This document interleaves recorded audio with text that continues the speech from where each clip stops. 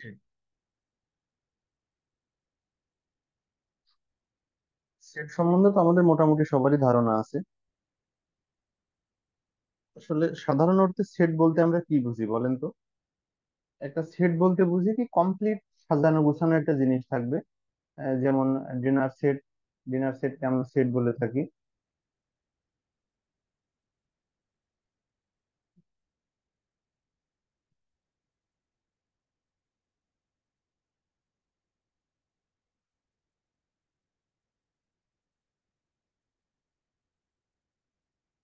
আমরা যেমন বলে থাকি আহ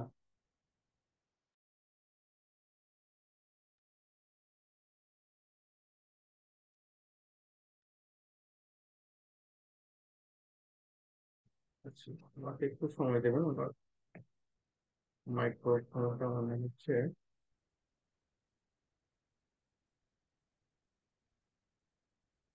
ওকে।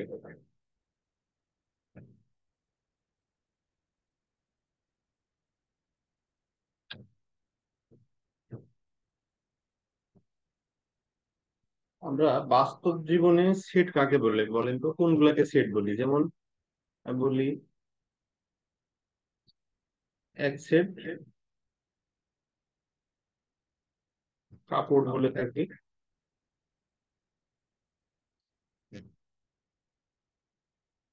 এক সেট গহনা, আরো কি বলে থাকি, ডিনার সেট বলে থাকি, ডিনার সেট এটসেট্রা। আমরা এগুলাকে সেট কেন বলি? এক সেট গহনা বলতে কি বোঝাই? মানে সুনির্দিষ্ট, হাতের গহনা, কানের গহনা, গলায় পরে যে গহনাগুলো, আঙুলে পরে, এগুলো সব মিলে একটা সেট হয়।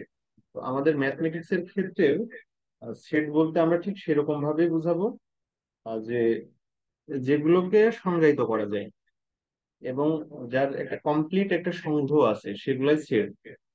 অর্থাৎ যেগুলো ধরা যায় না, ছোঁয়া যায় না, সেগুলোকে সেট বলা যায় না। সেটকে সাধারণত সেকেন্ড ব্র্যাকেট দিয়ে প্রকাশ করা হয়। সেটকে বড় হাতের অক্ষর দিয়ে প্রকাশ করতে হয়, ABCD, এভাবে এ থেকে জেড পর্যন্ত। আর সেটের যে উপাদানগুলো হয় সেগুলো সবসময় ছোট হাতের অক্ষরে হয়, এক দুই তিন চার ইত্যাদি। এছাড়াও কিছু গাণিতিক চিহ্ন হতে পারে, যেমন আলফা, বেটা, গামা, এগুলো হতে পারে, ফাই, এগুলো সবই সেটের উপাদান হতে পারে। তাহলে সেটের সংজ্ঞা যদি আমরা বলি, সেটা হচ্ছে যে বাস্তব জগতে সুসংজ্ঞায়িত বস্তুর যে সমাবেশ বা সংগ্রহ, তাকে সেট বলা হয়। সেট বড় হাতের অক্ষর দিয়ে প্রকাশ করতে হয়, আর সেটের উপাদানগুলো সবসময় ছোট হাতের অক্ষরে লিখতে হয়, অথবা গাণিতিক চিহ্ন এক দুই তিন চার পাঁচ ছয় সাত আট নয় শূন্য, এবং আরো অন্যান্য যে গাণিতিক চিহ্নগুলো আছে, আলফা বেটা গামা ইত্যাদি, এগুলোর মাধ্যমে প্রকাশ করা যায়। এখন সেট নানান রকমের হতে পারে, আমাদের সবগুলো জানার দরকার নেই। আমরা কয়েকটি বিষয়ে একটু দেখবো, যেগুলো আমাদের মাঝে মাঝে সরাসরি প্রশ্ন আসতে পারে। যেমন একটি সেট যার উপাদান এ, বি, সি, ডি। এখন এই সেট থেকে আমরা এক বা একাধিক উপাদান নিয়ে যদি সেট গঠন করি, তাহলে সেই সেটকে এই এ সেটের উপসেট বলা হবে। অর্থাৎ এ, বি এবং সি, এই তিনটি উপাদান নিয়ে আমরা একটা সেট গঠন করলাম। তাহলে এটার নাম দিলাম হচ্ছে বি। তাহলে এক্ষেত্রে কি হবে? এই বি সেট হচ্ছে এ সেটের উপসেট। বি সেট হবে এ সেটের উপসেট। এখন এই উপসেট হতে পারে প্রকৃত উপসেট হতে পারে, অথবা অপ্রকৃত হতে পারে। অপ্রকৃত, অপ্রকৃত। এখন প্রকৃত উপসেট কোনটি? আমাদের প্রদত্ত সেটে যতগুলো উপাদান থাকবে, তার থেকে কম উপাদান নিয়ে যদি সেট গঠন হয়, সেটাকে বলা হবে প্রকৃত উপসেট। এটি একটি প্রকৃত উপসেট। আমি যদি শুধু এ নিয়ে একটা সেট গঠন করতাম, তাহলেও এটি প্রকৃত উপসেট হতে। এখন আমার এই সেটে যতগুলো উপাদান আছে, ঠিক ততগুলো উপাদান নিয়ে যদি আমি এখানে আরেকটি সেট গঠন করি, ডি, এর মান হবে এ বি সি ডি। তাহলে এই ডি সেট হচ্ছে এ সেটের অপ্রকৃত উপসেট। কিন্তু এটি একটি উপসেট, সবগুলো উপাদান নিয়ে উপসেট গঠন করা যায়। সেক্ষেত্রে সেটি হয়ে যাবে অপ্রকৃত উপসেট। ঠিক আছে। আচ্ছা, এরপরে আমরা একটা জিনিস দেখি, ফাঁকা সেট কাকে বলে। ফাঁকা সেট, ফাঁকা সেটের আরেকটি নাম হচ্ছে নাল সেট। নাল সেট, এটাকে ইংরেজিতে NULL বলা হয়। নাল মানে হচ্ছে ফাঁকা। ভাইয়া ঠিক আছে। একটা প্রশ্ন ছিল, ডি সেট যেটা দেখালেন ওইটাই তো হচ্ছে এ সেটের আর সমান, মানে একই উপাদান নিয়ে গঠিত হইলো, তাইলে ওইটা কিভাবে জি, জি। অপ্রকৃত সেট হচ্ছে? কিভাবে হচ্ছে সেটা হচ্ছে যে আমাদের প্রদত্ত যে সেট আছে, এই সেট থেকে আমরা যে সেট গুলো গঠন করব, সেই সেটের উপাদান সংখ্যা যদি প্রদত্ত সেট থেকে কম হয় তাহলে সেটা প্রকৃত উপসেট।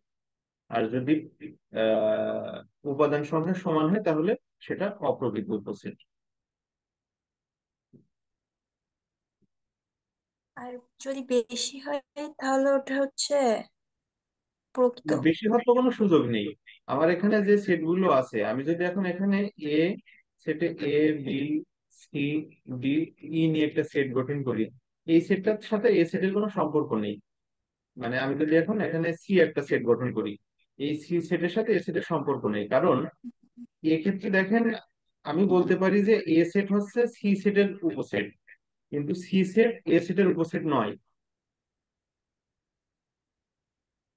জি। উপসেটের শর্ত হচ্ছে যে প্রদত্ত আর সেট থেকে ডিতে যদি উপাদান নিয়ে সেট পাঁচটা গঠন উপাদান করতে থাকতো হবে। তাহলে সেক্ষেত্রে কি হতো? ঠিক আছে। মানে ডিতে যদি উপাদান উপসেট হয় পাঁচটা থাকতো তাহলে উপাদান। ডি সেটে যদি পাঁচটা উপাদান থাকতো, A B C D E থাকতো, তাহলে সেক্ষেত্রে ওটা কোন সেট হতো? না, এটা তো মানে সেক্ষেত্রে আমরা এরকমটা এ কি সেটের থাকে? উপসেট উপসেট বলতে পারি না, কারণ উপসেটের নিয়ম হচ্ছে ও যে আচ্ছা। প্রদত্ত সেটের উপাদান নিয়ে সেট গঠন করা হবে। তুমি তো বাইরের উপাদান নিয়ে সেট ও, গঠন করলে সেটা প্রকৃত অপ্রকৃত কোনো কিছুই হবে না। ঠিক আছে। জি জি। শর্তই হচ্ছে এই সেট থেকে উপাদান নিয়ে আমি সেট গঠন করবো। আচ্ছা, তাহলে এগুলো প্রকৃত অপ্রকৃত। এরপর হচ্ছে নাল সেট বা ফাঁকা সেট। অর্থাৎ একটি সেট যে সেটে কোনো উপাদানই নেই সেটি হবে হচ্ছে ফাঁকা সেট। ফাঁকা সেটকে শুধুমাত্র সেকেন্ড ব্র্যাকেট দিয়ে প্রকাশ করা হয়।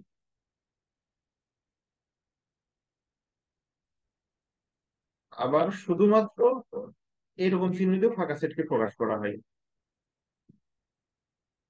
এটাকে ইংরেজিতে কি বলে, ফাই বলে। ফাই, এটি গ্রিক শব্দ সম্ভবত। ফাই, অর্থাৎ ফাঁকা সেটকে ফাই দিয়ে প্রকাশ করা হয় অথবা শুধুমাত্র সেকেন্ড ব্র্যাকেট দিয়ে প্রকাশ করা হয়। এখন কেউ একজন বলেন তো, এই সেটটি কোন সেট, এটি কি ফাঁকা সেট? তো সেটি কি একটি সেট, এটি কি ফাঁকা সেট নাকি একটি একটি সেট, সাধারণ একটি সেট? না স্যার, একটা ফাঁকা সেট হবে না। এটা ফাঁকা সেট না, এটা একটা সেট যার উপাদান হচ্ছে জিরো। ঠিক আছে। এটি একটি সেট যার উপাদান হচ্ছে জিরো।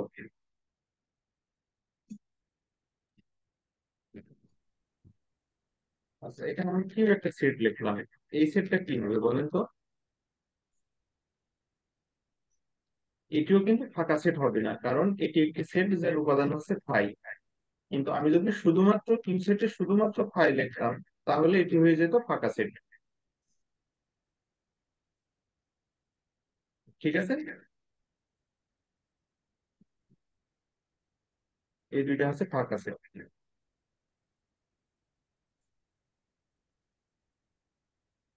আচ্ছা, আরেকটা জিনিস আমাদের একটু জেনে রাখা ভালো, সেটা হচ্ছে সার্বিক সেট। সার্বিক সেট বা ইউনিভার্সাল সেট। ইউনিভার্সাল সেট,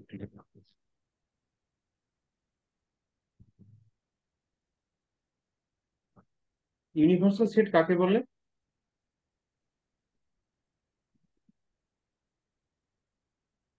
আসলে আমরা যখন কোনো সেট নিয়ে আলোচনা করি তখন একটা অংশ নিয়ে আলোচনা করি, তখন আমরা একটা বৃহৎ একটা সিস্টেমের একটা সামান্য অংশ নিয়ে আলোচনা করছি।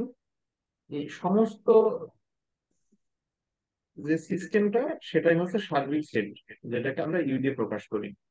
আর এই যে অংশটুকু নিয়ে আমরা আলোচনা করছি সেটা হচ্ছে একটা সাধারণ সেট। আর এই সাধারণ সেট যে বৃহত্তম সেটের অন্তর্ভুক্ত, সেই বৃহত্তম সেটটিকে বলা হয় সার্বিক সেট বা ইউনিভার্সাল সেট, যেটাকে ইউ দিয়ে প্রকাশ করা হয়। ইউ।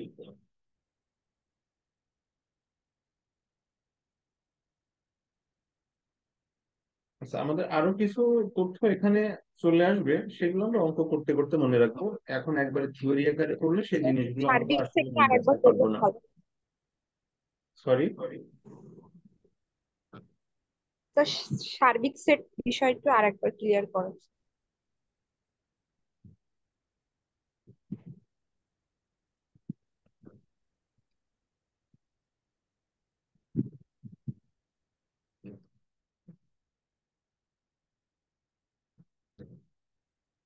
আমরা যদি বলি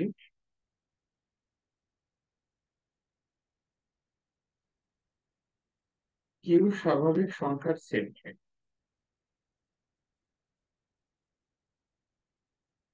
স্বাভাবিক সংখ্যা কোন সংখ্যাগুলো বলেন তো? আমরা যখন একদম প্রথম অধ্যায়ে বাস্তব সংখ্যা যখন পড়েছিলাম, সেখানে বলেছিলাম স্বাভাবিক সংখ্যা।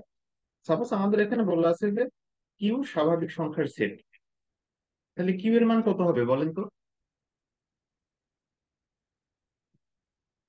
শুধুমাত্র ধনাত্মক সংখ্যাগুলো স্বাভাবিক সংখ্যা ছিল না?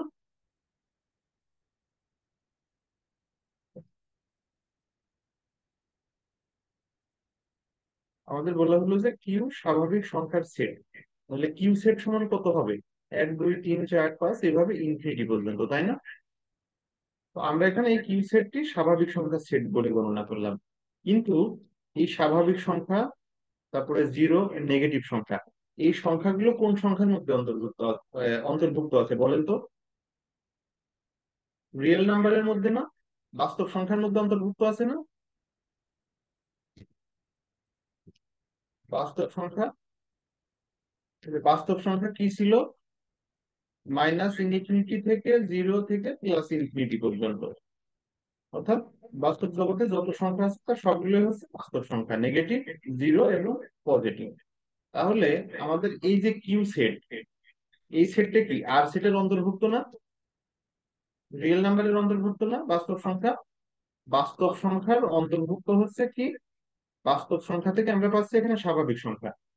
তাহলে এই কিউ হচ্ছে একটি সেট, যে সেটটি এই আর এর উপসেট। এই ক্ষেত্রে আর হচ্ছে আমাদের ইউনিভার্সাল সেট,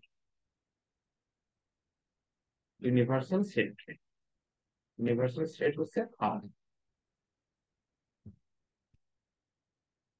আর এখানে কিউ হচ্ছে আমাদের all natural number, all natural number. ঠিক আছে?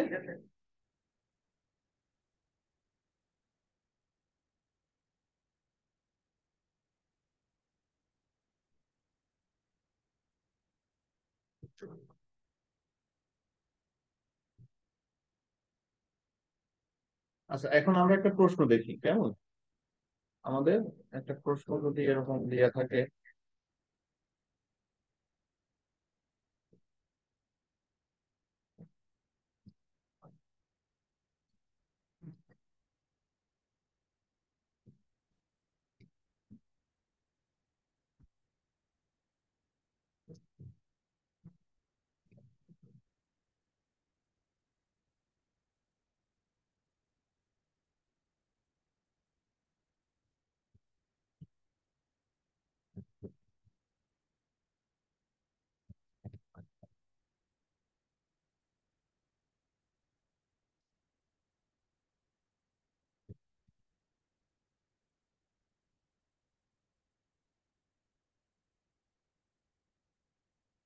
আচ্ছা এখানে আমাদের একটি সেট দেয়া আছে, এই সেটটিকে তালিকা রূপে প্রকাশ করতে বলেছে। আমি এখানে অপশন লিখলাম না, আমরা শুধু প্রশ্নটির উত্তরটি নিজেরা করে বের করবে। এখানে x belongs to N, N মানে কি? এন মানে কি ছিল বলেন তো, কারো মনে আছে? এই যে কিছুক্ষণ আগে আমি যে এক্সাম্পলটা দিলাম, এন, এন মানে কি? স্বাভাবিক সংখ্যা। Natural natural number. নাম্বার বা স্বাভাবিক সংখ্যা। স্বাভাবিক সংখ্যা কোনগুলো ছিল?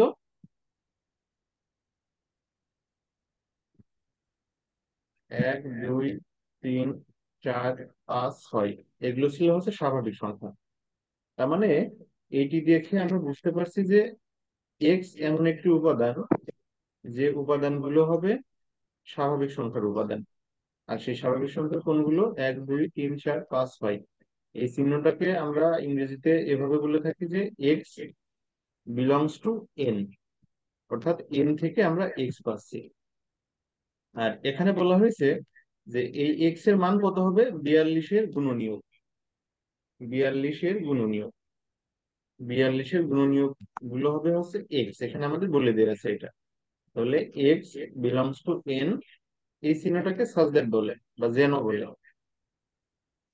এক্স কমা 42, অর্থাৎ এক্স এর যে মানগুলো আমরা নেব সেই মানগুলো অবশ্যই এন এর অন্তর্ভুক্ত হবে, স্বাভাবিক সংখ্যার অন্তর্ভুক্ত হবে, এবং সেই মান কি হবে? 42-এর গুণনীয়ক হবে।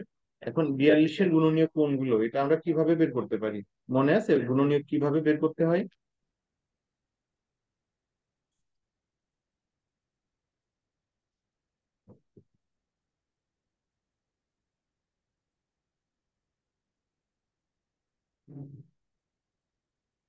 তারপরে 4 দিয়ে যায় না, 5 দিয়ে যায় না, 6 দিয়ে যায়। 6 7 42। এর বাইরে আর কিছু আছে নাকি দেখেন তো।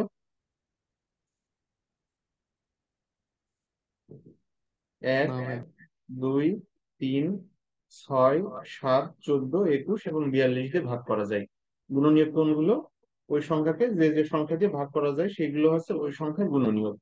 তাহলে এখানে আমাদের গুণনীয়কের সেট কত হচ্ছে? এক, দুই, তিন, ছয়, সাত, 14, 21 এবং 42। তাহলে এক্স সমান কত হচ্ছে? এত হচ্ছে না? অর্থাৎ এই যে এক্স এর যে সেটটি আমাদের বের করতে বলেছে সেই সেটটি কত হবে? এক, দুই, তিন, ছয়, সাত, 14, 21 এবং 42। তাহলে এখান থেকে আমরা এই সেটটি পাচ্ছি। এটি হবে আমাদের উত্তর। এই প্রশ্নটি অনেকবার পরীক্ষায় এসেছে, হ্যাঁ, অনেকগুলো চাকরির পরীক্ষায় এসেছে। আচ্ছা, এই প্রশ্নটি কি আমরা বুঝতে পেরেছি? এই অঙ্কটি কি বুঝতে পেরেছি?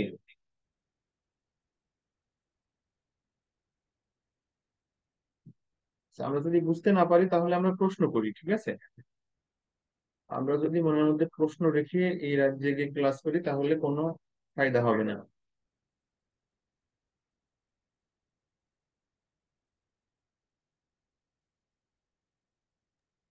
জি স্যার, সমস্যা নাই। ওকে, তাহলে আমরা আরেকটি প্রশ্ন চলে যাই। আপনারা এগুলো বাসায় প্র্যাকটিস করবেন, আশা করি এই জাতীয় অঙ্কগুলো সব বুঝতে পারবেন।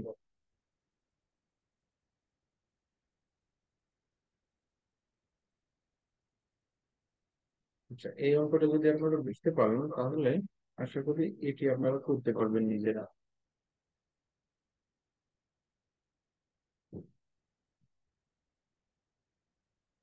such that x square সমান 9, 2x সমান 4।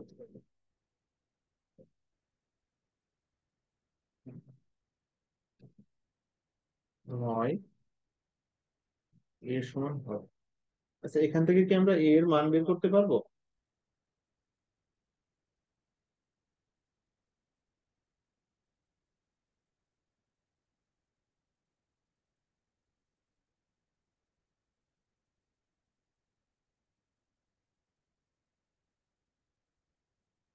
a is equal to x such that x square is equal to 9 এবং 2x সমান 4। তাহলে a সেটের উপাদান কত হবে কেউ একজন বলেন তো।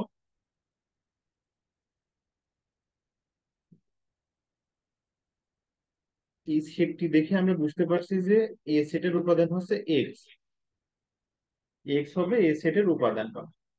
এখন এই x এর মান কত হবে সেটা আমাদের এখানে বলে দেয়া আছে।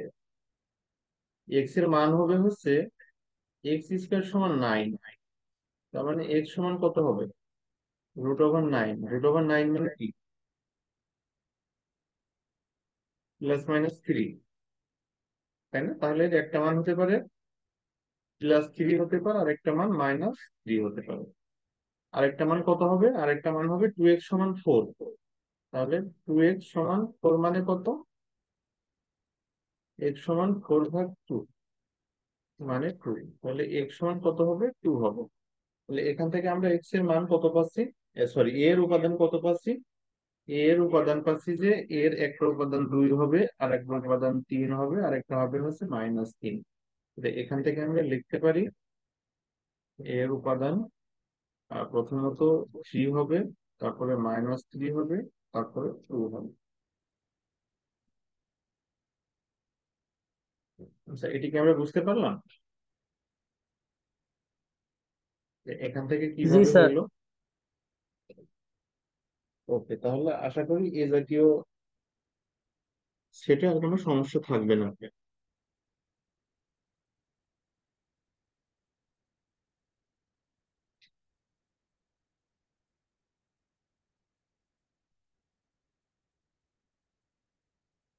আচ্ছা, এখন আমরা একটা অত্যন্ত গুরুত্বপূর্ণ প্রশ্ন দেখব।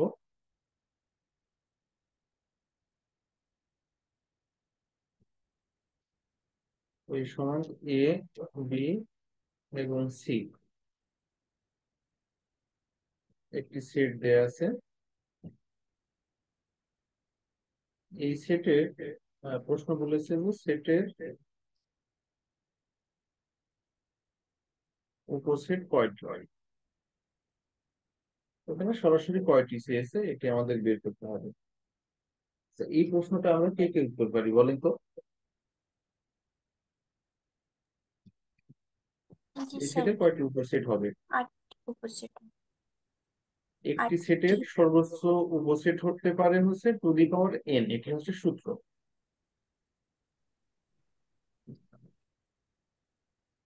উপসেটের সূত্র হচ্ছে টু দি পাওয়ার এন। এখানে এন হচ্ছে যে উপসেটের নাম্বার, সরি, সেটের উপাদান।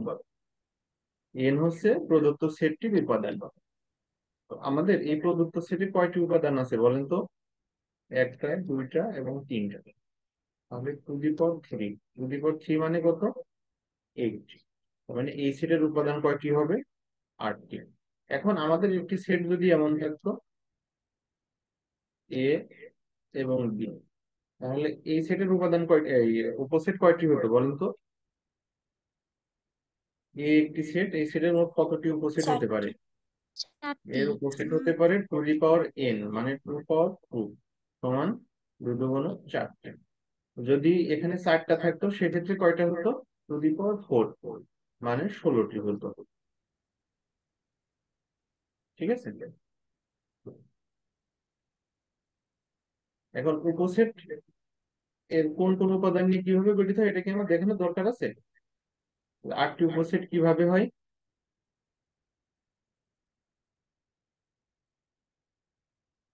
দেখেন, এখান থেকে 8টি উপসেট আমরা পাই এইভাবে।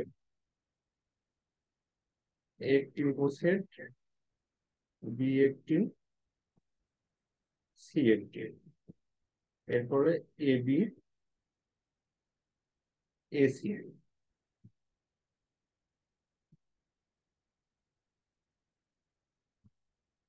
তারপরে আমরা এখান থেকে পাবো বি সি, তারপরে পাবো আমরা এ বি সি। তাহলে কয়টা হচ্ছে? এখানে কয়টা হলো? 1, 2, 3, 4, 5, 6, 7। আর প্রত্যেকটা সেটেরই কি থাকে? একটা ফাঁকা সেট থাকে। অর্থাৎ প্রত্যেকটা সেটেরই একটি ফাঁকা উপসেট থাকে। এই মোট মিলে কয়টা হলো? 7 আর 8। অর্থাৎ একটি 3টি উপাদান বিশিষ্ট সেটের উপসেট হবে 8টি।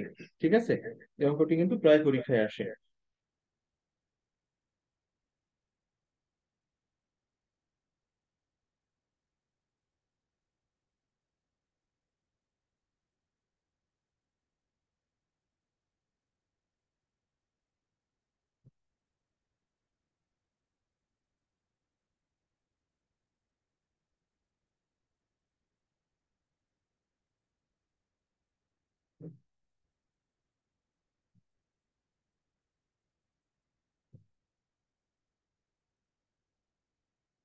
আচ্ছা, আপনাদের আমি একটা তথ্য দিয়ে রাখি, এরকম একটা অঙ্ক 38তম বিসিএস এ এসেছিল।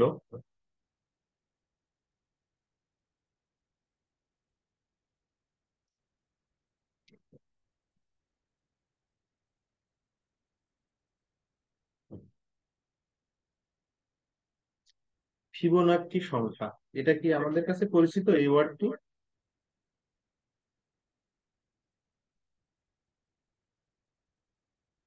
ফিবোনাক্সি, ফিবোনাক্সি সংখ্যা কাকে বলে আমরা কি কেউ জানি?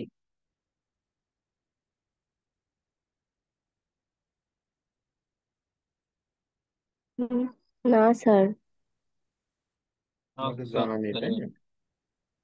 ফিবোনাক্সি সংখ্যা হচ্ছে পূর্ববর্তী দুইটি সংখ্যা যোগ করে যদি তার পরবর্তী সংখ্যা সমান হয় তাহলে তাকে ফিবোনাক্সি সংখ্যা বলে। যেমন 0, 1, 0 আর 1 যোগ করলে কত হয়? 1 হয়। 1 আর 1 যোগ করলে কত হয়? 2 হয়। 2 আর 1 যোগ করলে কত হয়? 3 হয়। 3 আর 2 যোগ করলে 5 হয়।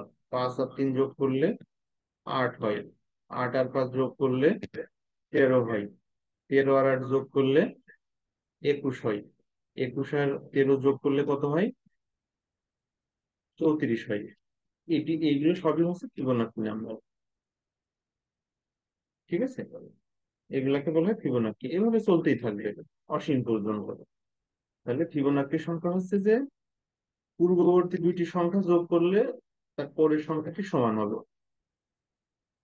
এই যে দেখেন, 1, 2 আর 1, 3। আবার এই 3 আর 2 যোগ করলে 5 হয়। আবার 5 আর 3 যোগ করলে 8 হয়। 8 আর 5 যোগ করলে 13 হয়। 13 আর 8 যোগ করলে 21 হয়। 21 আর 13 যোগ করলে 34 হয়। এই সংখ্যাগুলো হচ্ছে ফিবোনাক্সি সংখ্যা। ঠিক আছে, এটা আপনি একটু মনে রাখবেন। এরকম একটি অঙ্ক 38তম বিসিএস এ এসেছিল। আপনারা অঙ্কটি দেখলে বুঝতে পারবেন। জাস্ট ফিবোনাক্সি সংখ্যাটা হয়তো একটু কনফিউশন ছিল, এই জন্য ওটা আমি দেখিয়ে দিলাম।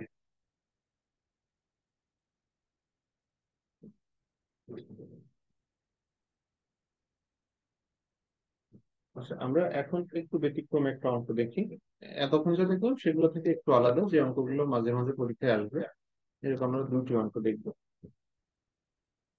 আমাদের এ একটি সেট দেওয়া আছে 2 এবং 3, এবং বি একটি সেট দেওয়া আছে যার মান হচ্ছে 3 এবং 4। এখান থেকে আমাদের যদি বলে A union B is equal to what, তাহলে কি হবে বলেন তো? এই চিহ্নটাকে বলা হয় ইউ এর মতো, যেহেতু ইউনিয়ন। তাহলে এই এ ইউনিয়ন বি সেটের উপাদান কত হবে? 2 3 4। এরকম যদি ইউনিয়ন চিহ্ন থাকে তাহলে এ এবং বি এই দুইটি সেটের সবগুলো উপাদান নিয়ে গঠিত হবে এ ইউনিয়ন বি। এ সেটের উপাদান কত আছে? 2 এবং 3 আছে। আর বি সেটের উপাদান কত? 3 এবং 4। এখন 3 যেহেতু একবার লিখেছি এই জন্য আমরা আর লিখবো না, এখানে 4 লিখবো। তাহলে দেখেন এই এ ইউনিয়ন বি সেটে এ সেটেরও সবগুলো উপাদান আছে, বি সেটেরও সবগুলো উপাদান আছে। তাহলে এ ইউনিয়ন বি মানে কি? দুইটা সেটের সবগুলো উপাদান থাকবে। এখন আমাদের যদি বলে এ ইন্টারসেকশন বি সমান হোয়াট, তাহলে এ ইন্টারসেকশন বি সেটের উপাদান কত হবে বলেন তো? এই এ ইন্টারসেকশন বি, অর্থাৎ এরকম ইন্টারসেকশন থাকলে কি হবে? এই দুইটা সেটের যে এই কমন উপাদান আছে সেই কমন উপাদানটি শুধুমাত্র উত্তর হবে। তাহলে এখানে এ সেটে এবং বি সেটের কমন উপাদান হচ্ছে 3। তাহলে আমাদের উত্তর হবে কত? 3। এ ইন্টারসেকশন বি এর উপাদান হবে 3। বুঝতে পারলাম? আমাদের এরকম অনেকগুলো অঙ্ক থাকতে পারে, আপনারা বাসায় দেখে নেবেন। আমি জাস্ট একটু অঙ্ক বলছি।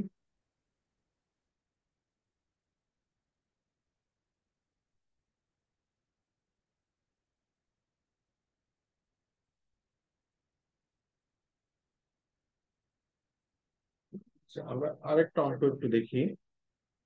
আমরা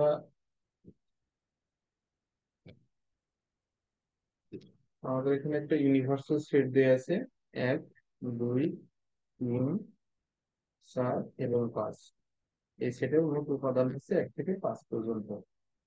এবং আমাদের এখানে বলা আছে যে এ সমান 1, 2, 4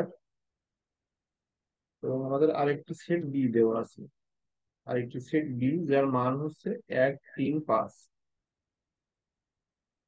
এখান থেকে আমাদের এখন প্রশ্নে বের করতে বলেছে এ প্রাইম ইউনিয়ন বি প্রাইম। এই চিহ্নটাকে প্রাইম চিহ্ন বলা হয়, এ প্রাইম বি, অথবা পূরক এ বা পূরক বি, আমরা যে ভাষায় বলি না কেন। এ এর পূরক সেট এটাকে এ প্রাইম বলে, এটা হচ্ছে বি এর পূরক সেট যেটাকে বি প্রাইম বলে। এখন এটা আমাদের বের করতে হবে। তাহলে এই অঙ্কটি করতে হলে আমাদের প্রথমে কি এ প্রাইম সমান কত সেটা জানতে হবে, বা এ এর পূরক সেট কি। এ এর পূরক সেট হচ্ছে সার্বিক সেট থেকে এ সেটের উপাদানগুলো বাদ যাবে, ঠিক আছে। বলে আমাদের এখানে সার্বিক সেটের মান কত ছিল, 1 থেকে 5 পর্যন্ত। 1 2 3 4 5 মাইনাস এ সেটের মান কত, 1 2 3। তাহলে আমরা এবার বিয়োগ করে দিই। এক বিয়োগ হয়ে যাবে মানে এক বাদ চলে যাবে, এক বাদ গেল, এরপর আছে কত 2। তাহলে এই সেট থেকে 2 বাদ যাবে, তারপর আছে কত 3, তাহলে এই সেট থেকে 3 বাদ যাবে। তাহলে এখানে আমাদের থাকছে কত, এখানে থাকছে হচ্ছে 4 এবং 5। ভাইয়া, এ সেটে হচ্ছে 4 আছে, 3 না। এই সেটে 4 আছে তাই না? ওকে, হ্যাঁ এখানে এই সেটে 4 আছে, এই সেটে 4। তাহলে আমাদের এখান থেকে বাদ যাচ্ছে, এক বাদ গেল, এখান ঠিকই। থেকে 2 বাদ গেল, আর এখান থেকে 4 বাদ যাবে। তাহলে আমাদের এখানে থাকছে কত, 3 আর 5 থাকছে, 3 এবং 5 থাকছে। আমরা কি এ এ প্রাইম বা এ পূরক এটা কি বুঝতে পারলাম, এর পূরক মানে। জি ভাইয়া। স্যার, জি ভাইয়া। ওকে, তাহলে আমাদের এখান থেকে বি প্রাইম কত হবে, ইউ মাইনাস বি, অর্থাৎ universal set minus B set. তাহলে এখান থেকে বি সেটের উপাদানগুলো বাদ যাবে, বি সেটের উপাদান কত, 1 3 5, 1 3 5, তাহলে থাকছে কত 2 আর 4, 2 থাকছে আর 4 থাকছে। এখন ফাইনালি কি বের করতে হবে, A A union prime B union বের করতে হবে। হ্যাঁ, তাহলে এ প্রাইমের মান কত পেয়েছি আমরা, এ প্রাইমের মান পেয়েছি 3 আর 5, 3 এবং 5, ইউনিয়ন বি প্রাইমের মান কত, 2 এবং 4। তাহলে এখান থেকে কি করতে হবে, আমাদের সবগুলো উপাদান নিতে হবে, সবগুলো উপাদান নিলে হবে কত, 2 3 4 5। আচ্ছা, এই হইল। এখন আমাদের যদি এই প্রশ্নটি যদি এরকম চাইতো তাহলে কি হতো বলেন তো, আমাদের এই উপাদানগুলো সব ঠিকই আছে, কিন্তু আমাদের এখানে প্রশ্নে চাচ্ছে যে A prime intersection B is equal to what. তাহলে আমাদের মান কত হইতো বলেন তো, সেক্ষেত্রে আমাদের মান আকাশ কত হইতো। হইতো, এ প্রাইম আকাশে ইন্টারসেকশন বি সমান 3 এবং 5, তারপরে কত, বি এর মান 2 এবং 4। কিন্তু এটার মানে হচ্ছে শুধু কমন উপাদান নেব, এই দুটি সেটের মধ্যে কি কোনো কমন উপাদান আছে, দুইটা সেটের মধ্যে কোনো কমন উপাদান নাই। না স্যার। যদি কোনো কমন উপাদান না থাকে তাহলে কি হবে, ফাঁকা সেট হবে।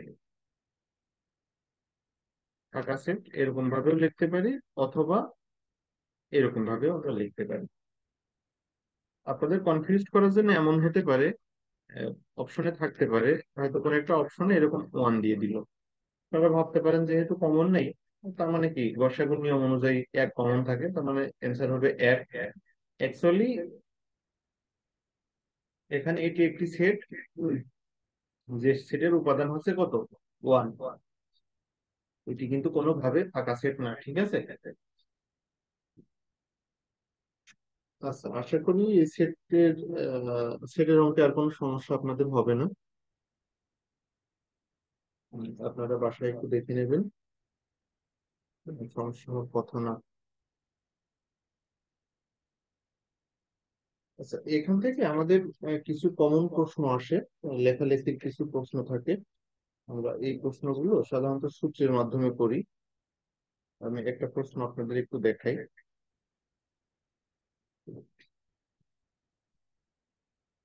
আমাদের একটি প্রশ্ন এমন দেয়া আছে,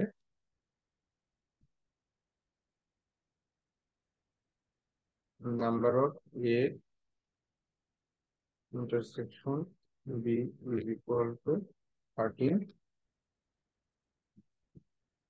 নাম্বার অফ এ সমান 40, নাম্বার অফ বি সমান 64।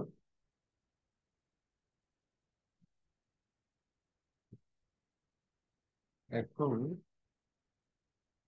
এ union B is equal to what?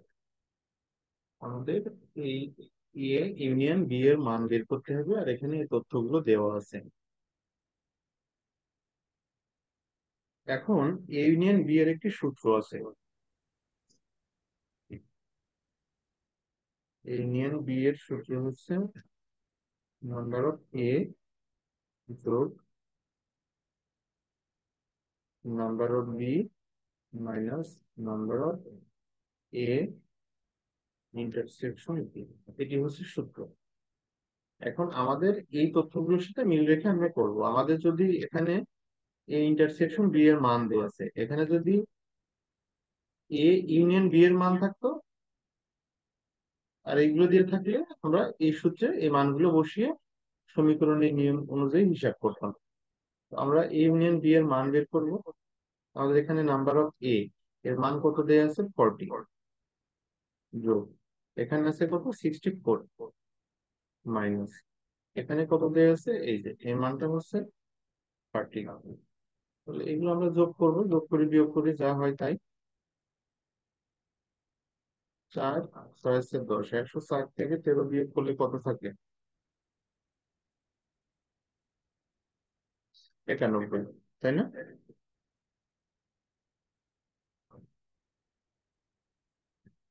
তাহলে এই প্রশ্নের অ্যান্সার কত? 91। এখন এরকম আমাদের কিছু প্রশ্ন, লেখার প্রশ্ন থাকতে পারে, সেই প্রশ্নগুলো আমরা এই সূত্রের মাধ্যমে অ্যাপ্লাই করব। আচ্ছা, অবশ্য বইয়ে কিছু অঙ্ক ভেন চিত্রের মাধ্যমে সমাধান করে দেয়া হয়েছে। আমার কাছে ভেন চিত্রটা সবসময় একটু কঠিন মতোই লাগে। এই জন্য ভেন চিত্রটা আমি নিজেও খুব বেশি কমফোর্ট ফিল করি না। আমি এই জন্য আপনাদের ভেন চিত্র দেখাচ্ছি না। আপনারা কেউ যদি ভেন চিত্রে কমফোর্ট ফিল করেন তাহলে ভেন চিত্রের মাধ্যমে অঙ্ক করতে পারেন। কিন্তু ভেন চিত্রের অঙ্কগুলো সরাসরি এই সূত্র দিয়েও করা যাবে, ঠিক আছে? এই সূত্র, ভেন চিত্রে আমি খুব বেশি কমফোর্ট না, এই জন্য আমি ভেন চিত্রটা আপনাদের দেখাচ্ছি না। আপনারা একটু বই দেখে নেবেন, হয়তো বুঝতে পারবেন। আর ভেন চিত্রের মাধ্যমে না বুঝলে সরাসরি সূত্রের মাধ্যমে করবেন। আচ্ছা, এইবার আমরা নেক্সট যে চ্যাপ্টারটি করবো সেটি হচ্ছে বিন্যাস।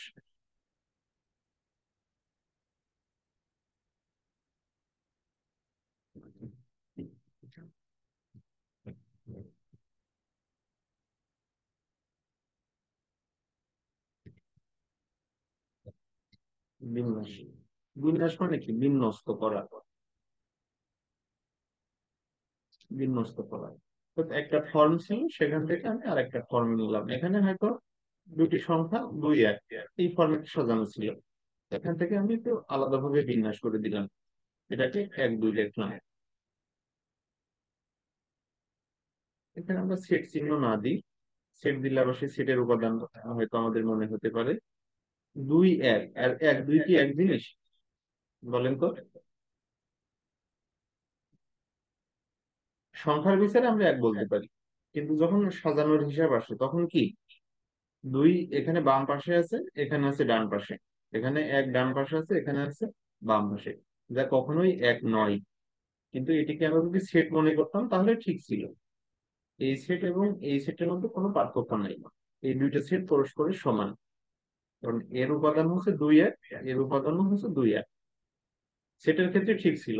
কিন্তু যখন এটা আমরা একটি বিন্যাস সমাবেশের মধ্যে নিয়ে যাচ্ছি তখন 2 1 এবং 1 2 এক জিনিস না।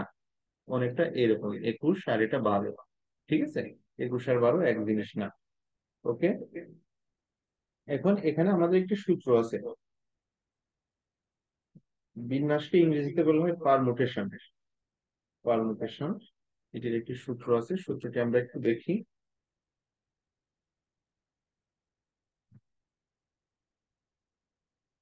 এনপি আর এর সূত্র হচ্ছে n factorial divided by n minus r factorial.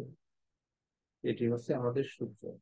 এটা থেকে বোঝা যায় যে এন সংখ্যক উপাদান থেকে আর সংখ্যক উপাদান নিয়ে যে বিন্যাস তৈরি করা যায় তার সূত্র হচ্ছে n factorial divided by n minus r factorial. এখন আমাদের প্রশ্ন যে ফ্যাক্টোরিয়ালটা কি, হোয়াট ইজ ফ্যাক্টোরিয়াল? আমরা যদি এখানে থ্রি ফ্যাক্টোরিয়াল বলি, এটার মানে হচ্ছে 3 গুণ 2 গুণ 1, অর্থাৎ কোন একটি সংখ্যা থেকে পর্যায়ক্রমে 1 হ্রাস পাবে, হ্রাস পাইতে পাইতে একদম একই চলে যাবে। 5 ফ্যাক্টোরিয়াল, এটার মানে হচ্ছে 5 গুণ 4 গুণ 3 গুণ 2 গুণ 1। তদ্রূপ 8 ফ্যাক্টোরিয়াল মানে হচ্ছে 8 গুণ 7 6 5 4 3 2।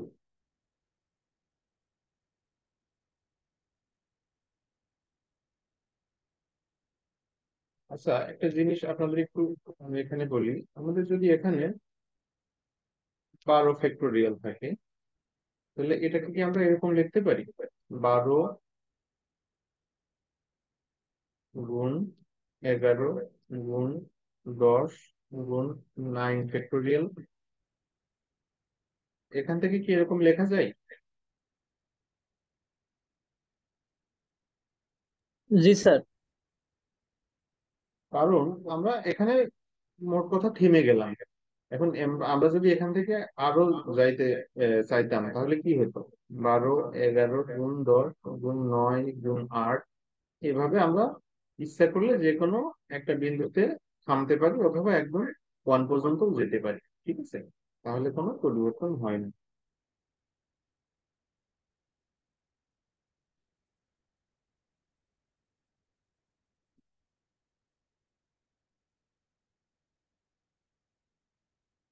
আচ্ছা, আমরা একটা জিনিস একটু মনে রাখবো যে 0 ফ্যাক্টোরিয়াল সবসময় 1 হয়। ঠিক আছে, এটা আমরা একটু মনে রাখবো। 0 ফ্যাক্টোরিয়াল 1 লেখা হয়। আচ্ছা, এবার আমরা কিছু অঙ্কে চলে যাই।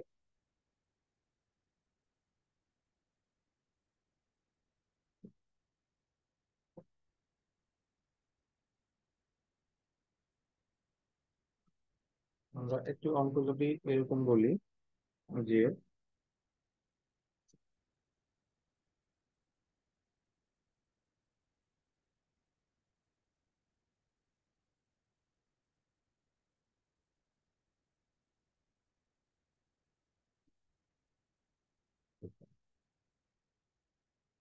ঢাকা, আমরা এখান থেকে ঢাকা থেকে খুলনা যাব। ঢাকা থেকে খুলনা, এবার খুলনা থেকে যাব হচ্ছে মংলাই। আমরা প্রথমে ঢাকা থেকে খুলনা যাব এবং খুলনা থেকে মংলা যাব। আমরা ঢাকা থেকে খুলনা মোট 4 পথে যেতে পারি। 4 পথে, অর্থাৎ এখানে ভিন্ন ভিন্ন মোট 4টা পথ আছে। এটা একটা রুট, এখান থেকে এটা একটা রুট, এবার সোজা পথে একটা রুট, একটা রুট মনে করেন যে এরকম ঘুরে ঘুরে এখান থেকে এই। আমরা এখান থেকে ঢাকা থেকে মোট এই 4টা পথে খুলনা আসতে পারি। এই একটা পথ, এই একটা পথ, এই সোজা একটা পথ, এই একটা পথ এবং এই একটা পথ। ঢাকা থেকে খুলনা আমরা এই 4টা পথে বা 4 ভাবে আসতে পারি। এখন খুলনা থেকে মংলা যাওয়াই আমাদের মনে করেন যে 3টা পথ আছে। সাপোজ এটা একটা পথ, এখানেও এরকম সোজা একটা পথ আছে, আর একটা পথ মনে করেন আরো অনেক বেশি ঘোরা, কিন্তু আমরা যেতে পারি এই খুলনা থেকে এই ঘোরা পথ দিয়ে এখানে আমরা মোংলায় আসতে পারি। এখন আমার প্রশ্ন হচ্ছে, আমি ঢাকা থেকে এই মোংলা কত ভাবে আসতে পারি? ঢাকা থেকে খুলনা 4 ভাবে আসতে পারি, খুলনা থেকে মোংলায় আসতে পারি 3 ভাবে। তাহলে আমি ঢাকা থেকে মোংলায় কত ভাবে আসতে পারি? এখন আমি সরাসরি ঢাকা থেকে মোংলায় কত ভাবে আসতে পারি, কি মনে হয় বলেন তো? কয় ভাবে আসতে পারবো? এখানে 4 পথে আসলাম আর এখান থেকে 3 পথে গেল, তাহলে মোট আমি কত ভাবে আসতে পারি এটা? আমি প্রথমত মনে করেন এই পথে ঢাকা থেকে এই পথটাকে আমি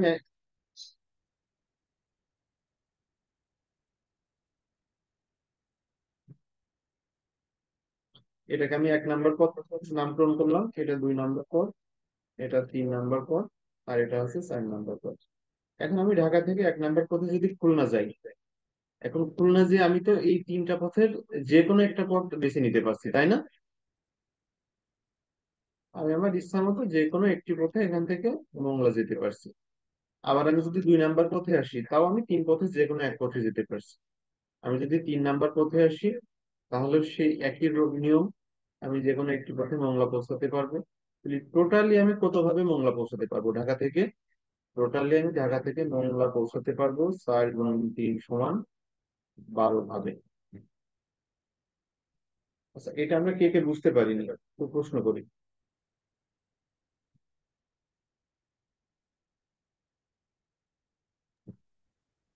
ভাইয়া গুণ করে দিলাম, এটা কি সূত্র? যোগও তো করতে পারতাম। এটা যোগ করতে পারতাম, যোগ করলে মোট কয়টা উপায় হতো? 4 + 3, 7টা উপায় হতো। আসলে কি আমি 7 ভাবে যেতে পারি? আমি যদি 1 নাম্বার পথে যাইতে পারি, খুলনায় পৌঁছাতে পারছি, কিন্তু এখান থেকে আমি যে কোনো একটা পথ বেছে নিতে পারছি। তার মানে এখান থেকে আমি যে পথেই যাই, খুলনায় একটা পথে গেলাম, কিন্তু খুলনা থেকে মংলায় তো আমি 3 পথেই যেতে পারছি, যে কোনো একটা বেছে নিতে পারি। অর্থাৎ আমি প্রথম পথে গেলেও যে কোনো একটা বেছে নিতে পারছি, 2 নাম্বার পথে গেলেও যে কোনো একটা বেছে নিতে পারছি। অর্থাৎ আমি এখান থেকে যেভাবেই আসি না কেন, আমি অল্টারনেটিভ 3টা যে কোনো একটা বেছে নিতে পারছি। তাহলে আমি ঢাকা থেকে খুলনা আসতে পারছি 4টা পথে, আর ঢাকা থেকে মংলা আসতে পারছি 3টা পথে। টোটাল 3 × 4 = 12টি পথে আসতে পারছি। আপনি ইন্ডিভিজুয়ালি এটা হিসাব করে দেখেন, দেখবেন যে 12ই আসবে, 7 হবে না। কিভাবে আমি একটু এটা ব্যাখ্যা করি। আমি প্রথমে এখানে 1 নাম্বার পথ নিলাম, একের জন্য এখানেও 1 নিলাম, তাহলে 1 ভাবে গেলাম। এখানে 1 নাম্বার পথে আসলাম, এখানে একের জন্য এখান থেকে 2 নাম্বার পথ নিলাম, তাহলে একটা হইলো।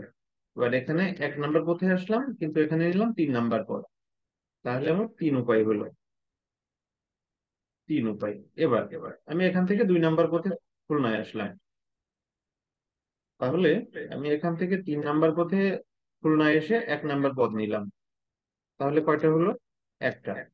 আমি এখান থেকে 3 নাম্বার পথে এসে এখান থেকে 2 নাম্বার পথ নিলাম, তাহলেও একটা পাচ্ছি। এখান থেকে 3 নাম্বার এসে এখান থেকে 3 নাম্বার নিলাম, একটা। মোট 3টা। এবার আমি এখান থেকে 2 নাম্বার পথে আসলাম, 2-এর জন্য 1, 2-এর জন্য 2, 2-এর জন্য 3, 3টা। এবার আমি 4 নাম্বার পথে যদি আসি, তাহলে 4-এর জন্য 1, 4-এর জন্য 2, 4-এর জন্য 3, মোট 3। তাহলে 3, 3 × 6, 3 × 9, 3 × 12, মোট 12টা পথে আসা সম্ভব, ঠিক আছে? তো যোগ করলে হতো কত? 7, কিন্তু অ্যাকচুয়ালি আমি আসতে পারি কত? 12। এটা শুধুমাত্র গুণ করে রিয়েল নাম্বারটা পাওয়া যাবে, ঠিক আছে?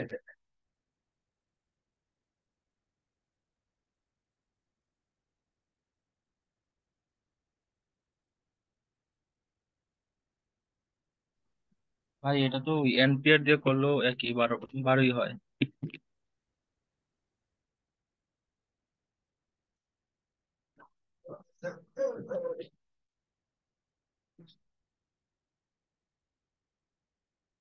এটা আসলে এনপিআর দিয়ে করলে 12 হলেও আমরা সরাসরি এখানে এনপিআর নেব না, কারণ এখানে আসলে আমাদের ওইরকম ভাবে এতগুলো থেকে এতগুলো সাজানোর কোনো বিষয়টা এখানে না, এটা আমি একটু শর্টকাটে এইভাবে জেনে রাখি। কারণ এগুলো যখন একটু কমপ্লেক্স হয়ে যায় তখন এর সূত্র অ্যাপ্লাই করে নাও আসতে পারে। জি।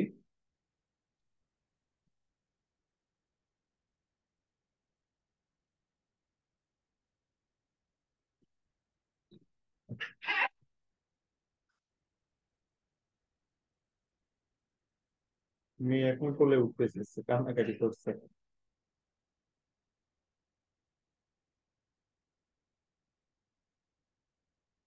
আর 10 মিনিট, জাস্ট 10 মিনিটস। ওকে।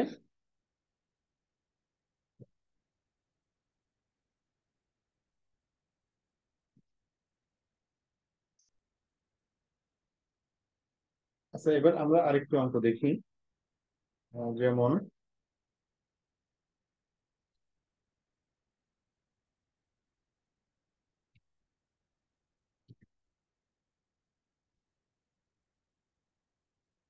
ফ্রিডম শব্দটির সবগুলো বর্ণ একত্রে নিয়ে কত প্রকারে সাজানো যেতে পারে? সবগুলো বর্ণ একসাথে নিয়ে এগুলো কত প্রকারে সাজানো যেতে পারে? সবগুলো বর্ণ একসাথে নিয়ে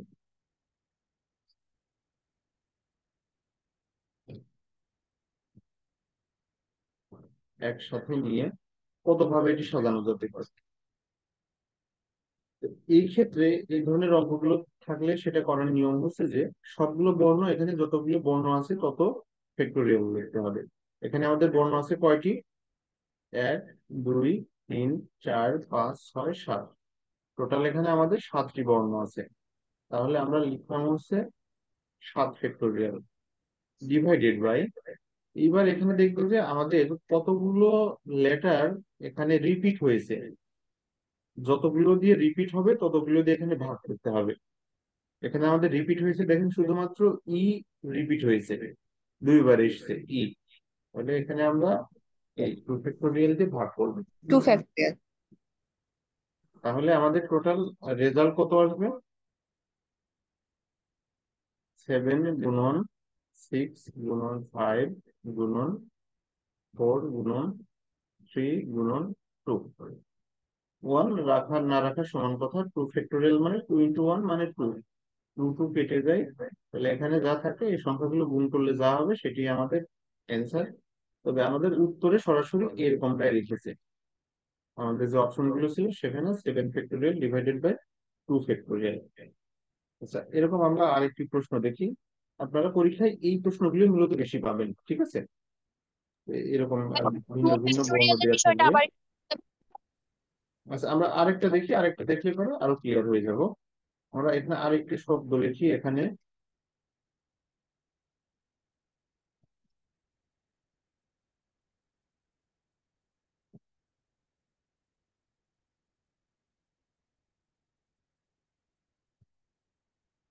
আমি এখানে কি লিখলাম এটা বলেন তো?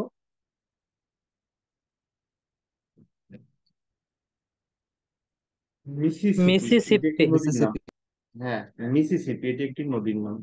এখন যদি আমার প্রশ্নে বলে এটি একটি পরীক্ষা, রাজশাহী কৃষি উন্নয়ন ব্যাংকের সিনিয়র অফিসার পরীক্ষা 2015 সালে এসেছিল, যে এই শব্দটির সবগুলো বর্ণ নিয়ে আহ অর্থাৎ সবগুলো বর্ণ একত্রে রেখে কতগুলো বর্ণ সাজানো যাবে, সবগুলোকে একসাথে নিয়ে কত ভাবে সাজানো যাবে। মোট কথা যে এই শব্দটির সবগুলো বর্ণ নিয়ে একত্রে কত ভাবে সাজানো যাবে।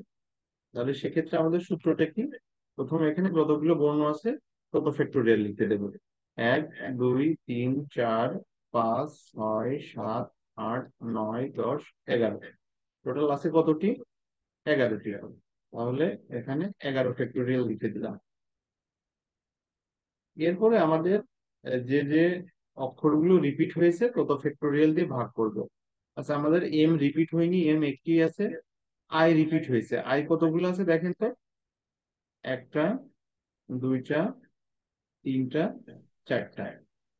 তাহলে কি করব? 4 4টা। ফ্যাক্টোরিয়াল দিয়ে ভাগ করব। আচ্ছা, এরপরে দেখেন আমাদের এস রিপিট হয়েছে। এস কয়টা আছে?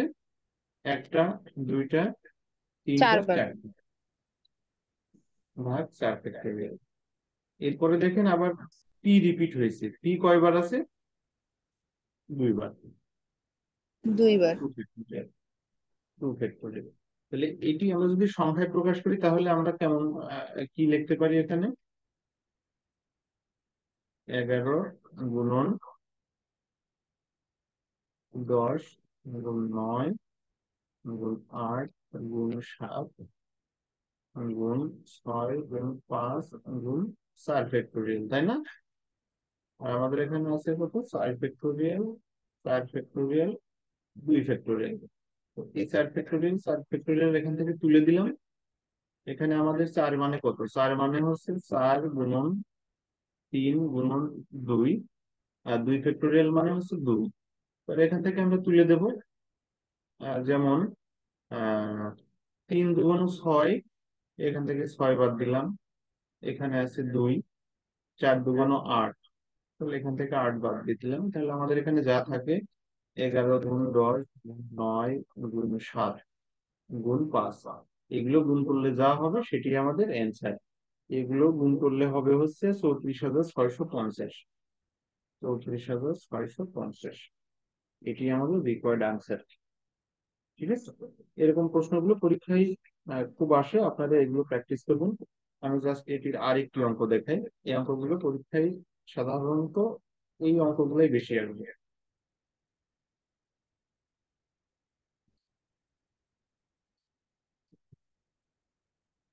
ম্যাথামেটিক্স শব্দটির অক্ষরগুলো দ্বারা কতভাবে বিন্যাস করা সম্ভব? ম্যাথামেটিক্স এর মোট কতগুলো লেটার আছে? 1 2 3 4 5 6 7 8 9 10 11। 11 ফ্যাক্টোরিয়াল। এরপরে এখানে আমাদের এম কয়টা আছে? এম আছে 2টা, তাহলে 2 ফ্যাক্টোরিয়াল। এরপরে এ আছে কয়টা? একটা, 2টা, 2 ফ্যাক্টোরিয়াল।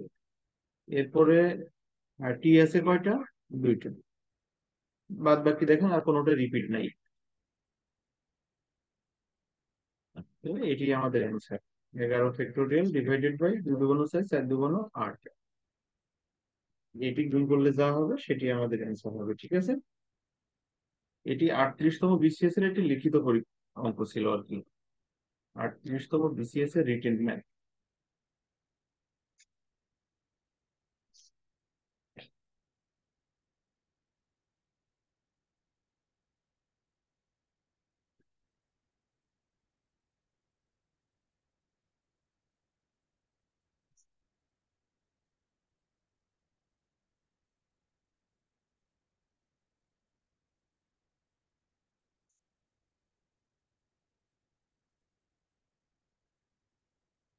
স্যার 11 থেকে 1 গুণ করে 8 দিয়ে ভাগ করব।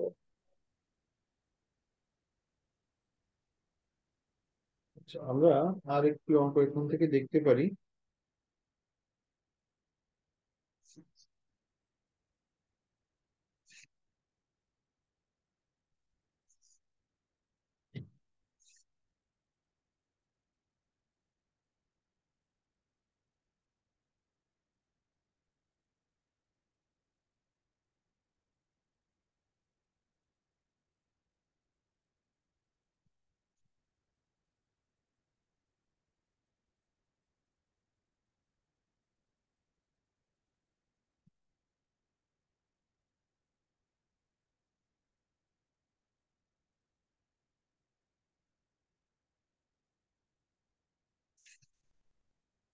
আমাদের বিন্যাসের যে অঙ্কগুলো আছে এগুলো আপনারা মোটামুটি বাসায় দেখে বুঝতে পারবেন।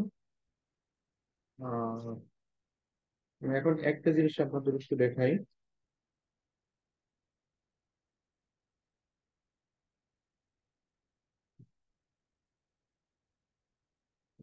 আমরা যদি এখানে একটি শব্দ লিখি এখন এরকম,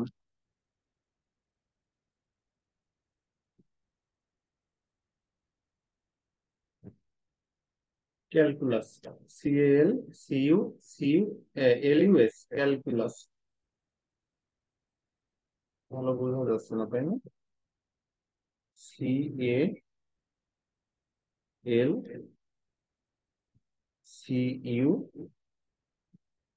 CALCULUS, ক্যালকুলাস।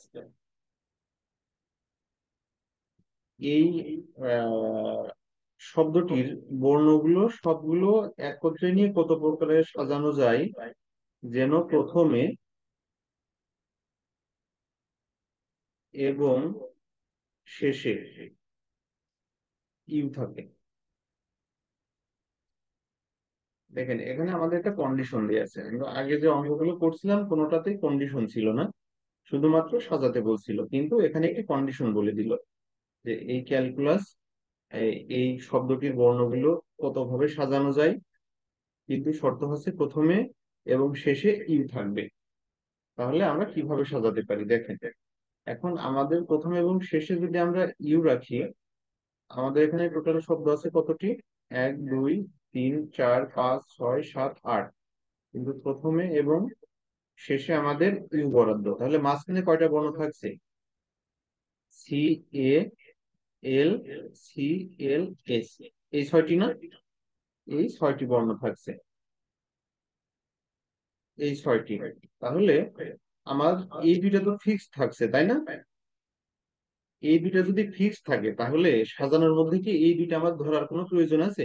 আমার কি কাউন্টিং এর কোনো প্রয়োজন আছে? আমার তো প্রশ্ন বলে দিয়েছে যে প্রথমে এবং শেষে ইউ থাকবে কনস্ট্যান্ট। আমি যেভাবে সাজাই না কেন এই প্রথম এবং শেষে ইউ কে রাখতেই হবে। তার মানে এটি আমাদের কাউন্টিং এর মধ্যে ধরার আর কোনো প্রয়োজন নাই। তাহলে এখন আমরা শুধুমাত্র এই ছয়টি বর্ণকে সাজাবো, অর্থাৎ 6 ফ্যাক্টোরিয়াল। এখন এখানে দেখবো যে আমাদের কি কি রিপিট আছে। এখানে দেখেন রিপিট আছে, সি দুইটা আছে আর এল দুইটা আছে। তাহলে কত হয়? 6 গুণ 5 গুণ 4 গুণ 3 গুণ 2, আর নিচে 2 ফ্যাক্টোরিয়াল মানে হচ্ছে 2, অর্থাৎ 2 ফ্যাক্টোরিয়াল মানে 2 গুণ 1 মানে কত? 2। তাহলে 2 গুণ 2, 2 দুগুণ 4, 2 দুগুণ 4, তাহলে উপরে কত থাকছে? 530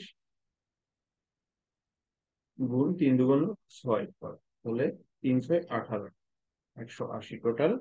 180 উপায়ে সাজানো যায়। আমরা কি এই প্রশ্নটি বুঝতে পারলাম? প্রশ্নটি এমন ছিল যে ক্যালকুলাস শব্দটির বর্ণগুলো কত উপায়ে সাজানো যায় যেখানে প্রথমে এবং শেষে ই থাকবে। ঠিক আছে? ভাই আরেকবার বুঝাই দিন। আমাদের এই প্রশ্নের শর্ত ছিল যে এই ক্যালকুলাস শব্দটির সবগুলো বর্ণ একত্রে কত উপায়ে সাজানো যায় যেখানে প্রথমে এবং শেষে ইউ থাকবে। তো আমরা ক্যালকুলাস শব্দটি যে বর্ণ ছিল সেই দুইটি বর্ণের মধ্য থেকে ইউ দুটিকে দুই পাশে রেখে দিলাম। এই দুটি সবসময় দুই পাশেই বসবে অঙ্কের শর্ত অনুযায়ী, অর্থাৎ এই দুটি এখানে কনস্ট্যান্ট হয়ে গেল, ধ্রুব, এখান থেকে সরানোর কোনো সুযোগ নেই। তাহলে আমাদের বাকি যে শব্দ বর্ণগুলো থাকলো সেই বর্ণগুলো কি ছিল? এই যে সি, এ, এল, সি, এল, এস, যেটা ইউ দুইটা আমরা দুই পাশে বসিয়ে দিয়েছি। যেহেতু এই দুইটা কনস্ট্যান্ট, আমরা কাউন্টিং এর সময় এই দুইটা ধরবো না। আমরা এখন সাজাতে পারবো শুধুমাত্র এই ছয়টি নিজেদের মধ্যে সাজাতে পারবো, কারণ ইউ সাজানোর কোনো উপায় নেই। জি।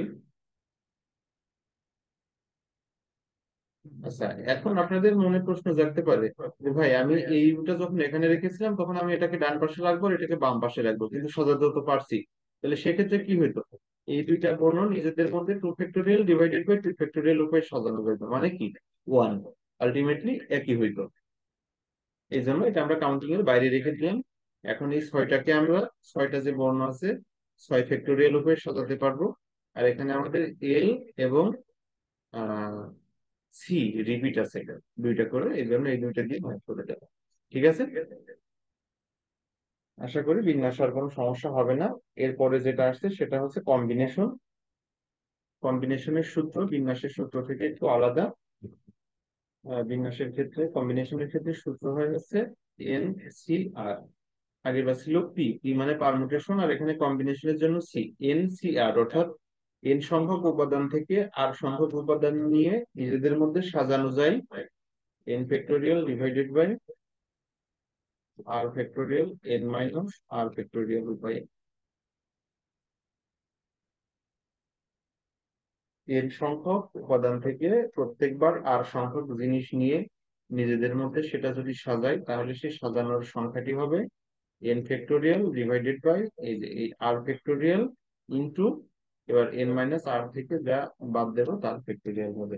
তাহলে আমরা এটা একটা সূত্র যদি এমন হয় যে 5c3, অর্থাৎ যে কোনো 5টি জিনিস থেকে 3টি জিনিস নিয়ে নিজেদের মধ্যে সাজানো যাবে কিভাবে, 5 factorial divided by 3 factorial into 5 minus 3 factorial, এই উপায়ে সাজানো যাবে।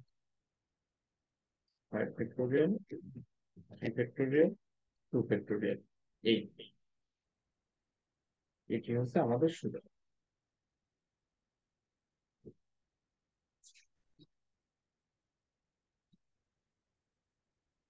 আচ্ছা, এখান থেকে আমরা একটি অঙ্কই দেখবো। এই একটা অঙ্কের মতো অঙ্কই সবসময় পরীক্ষায় আসে।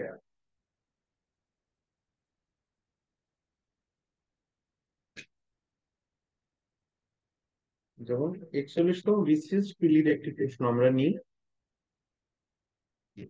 প্রশ্নটি আমি এখানে একটু লিখে দিই।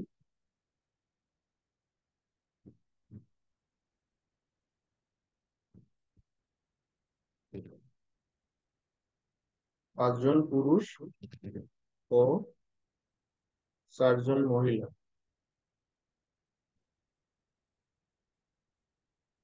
4জন মহিলার একটি দল থেকে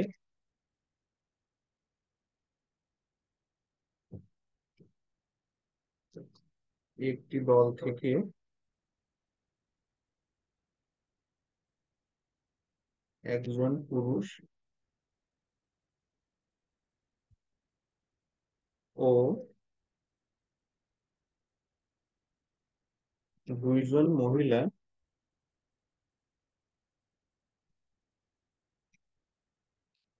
নিয়ে কতভাবে কমিটি গঠন করা যায়,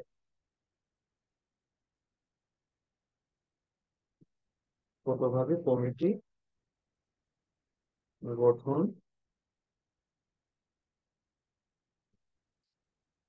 করা যায়। আচ্ছা, এটি হচ্ছে আমাদের প্রশ্ন যে এখানে দুইটি টিমে, একটি টিমে ছিল 5জন পুরুষ এবং আরেকটি টিমে ছিল 4জন মহিলা।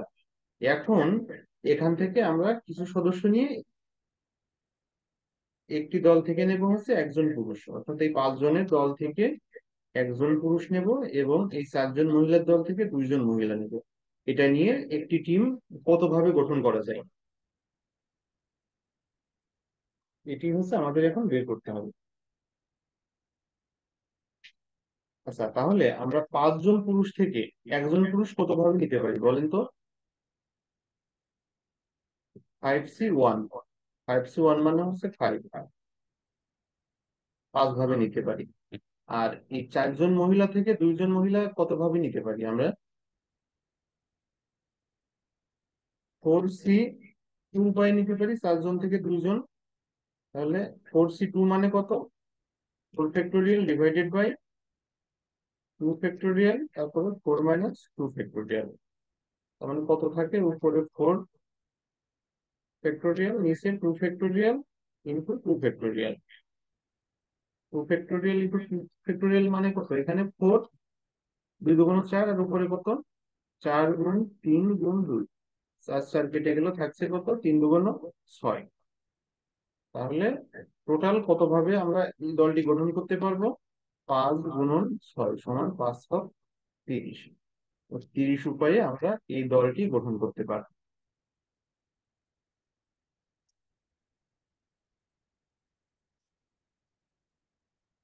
ঠিক আছে?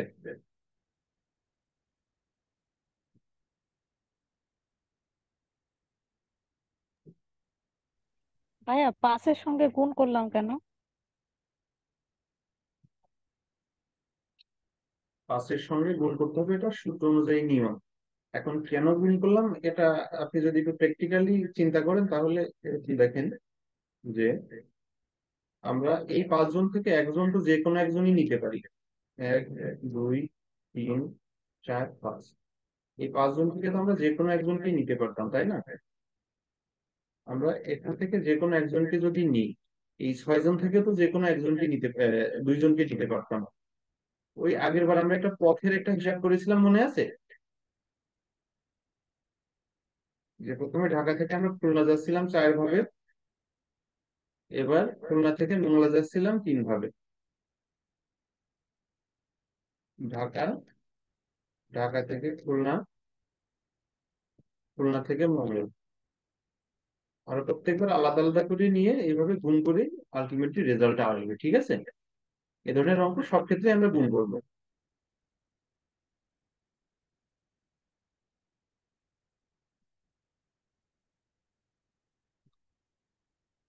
আচ্ছা, এই অঙ্কটা খুবই ভেরি ইজি হয়ে গেছে। আমরা এই এটা দিয়ে একটু আপার স্টেজের একটু অঙ্ক দেখাবো, আর তারপরে আপনারা এগুলো বাসায় নিজেদের মতো করে করবেন, আশা করি বুঝে যাবেন। বলছি এটা মানে কিভাবে বুঝবো যে এটা সমাবেশ থেকে আসছে, মানে সমাবেশের ম্যাথ? আচ্ছা, এটা আপনারা কিভাবে বলবেন, এটা একটা গুরুত্বপূর্ণ প্রশ্ন। এগুলা আমাদের সাধারণত বিন্যাসের ক্ষেত্রে সবসময় সাজানোর কথা বলবে, সবসময় সাজানোর কথা বলবে। আর সমাবেশের ক্ষেত্রে,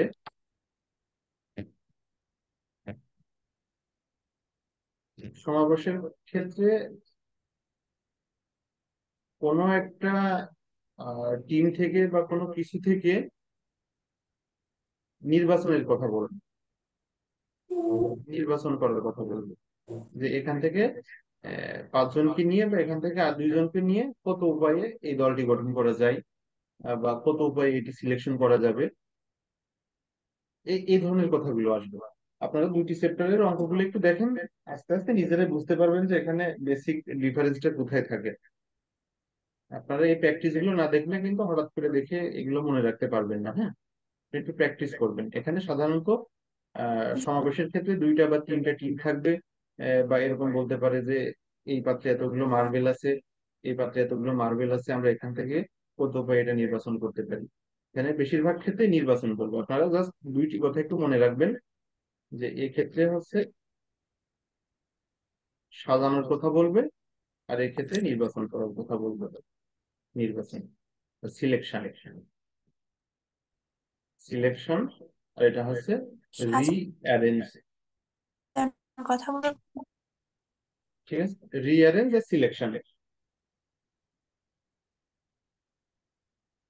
দিচ্ছে। আচ্ছা, আমরা একটা অঙ্ক দেখি, যে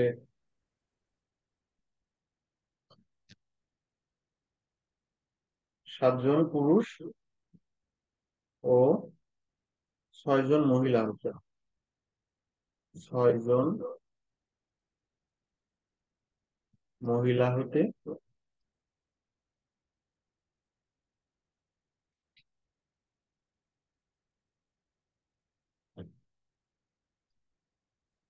একটি কমিটি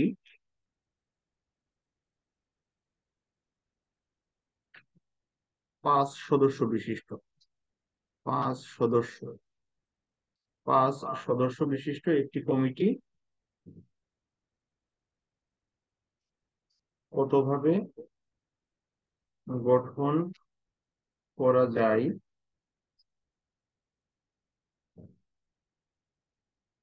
যেন কমিটিতে, কমিটিতে কমপক্ষে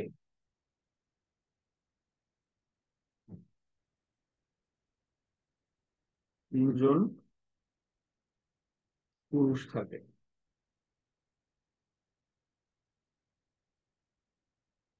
আচ্ছা, এটি আমাদের একটি প্রশ্ন। প্রশ্নটি আমরা একটু দেখি আর একবার। বলা হচ্ছে যে 7জন পুরুষ,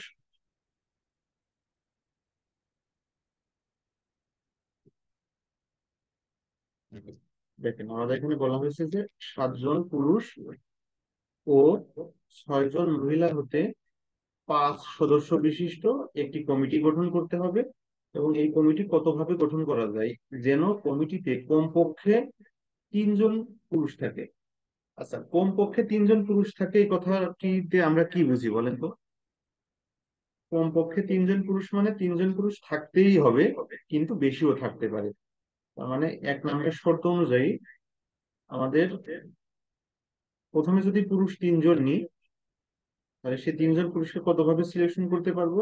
7C3 ইন্টু আমাদের সদস্য হবে কতজনের? 5 জনের। তো আমি পুরুষ যদি 3 জন নিই, তাহলে আমি মহিলা কতজন নেব? মহিলা নেব হচ্ছে 2 জন। তো মহিলা মোট ছিল কতজন? 6 জন। এটি হচ্ছে পুরুষের ভাগ, এটি হচ্ছে মহিলা। আচ্ছা, এই গেল, এখানে আমরা একটা রেজাল্ট পাবো।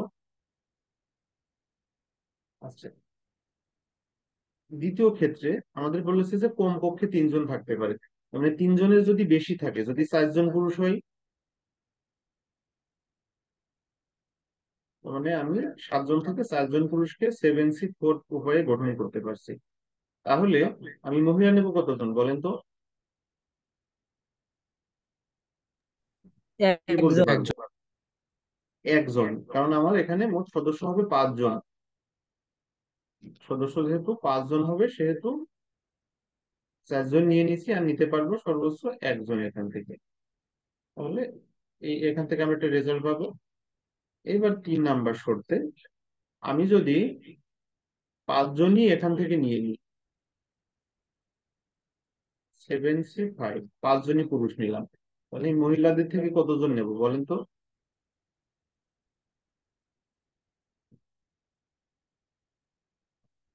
এক্ষেত্রে মহিলাদের থেকে কতজন নিতে হবে আমাকে?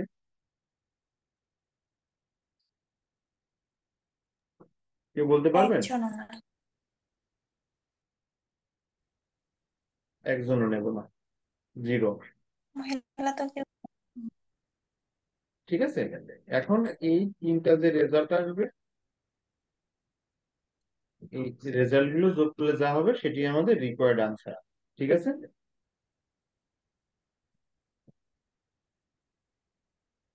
তিনটা যোগ করতে হবে। হ্যাঁ, এই আলটিমেট এখান থেকে যে রেজাল্ট পাবো সেটা, এখান থেকে যেটা পাবো সেটা, এখান থেকে যেটা পাবো সেটা, এই তিনটাকে যোগ করলে যা হবে সেটি আমাদের মোট সমষ্টি। ঠিক আছে। আমরা এইভাবে নিলে এতগুলো হবে, এইভাবে নিলে এতগুলো হবে, আর এইভাবে নিলে এতগুলো হবে। তাহলে মোট কতগুলো পাচ্ছি? মোট এইগুলো যোগফল, সামেশন।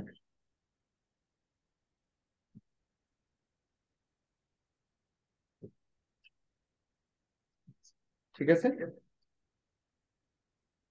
আচ্ছা, আমরা কি কেউ কোনো প্রশ্ন করতে চাই? জি স্যার।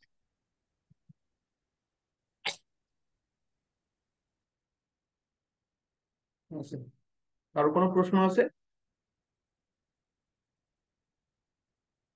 তাহলে আমরা এখানে শেষ না করে দিয়ে স্যার। আজকে। ওকে।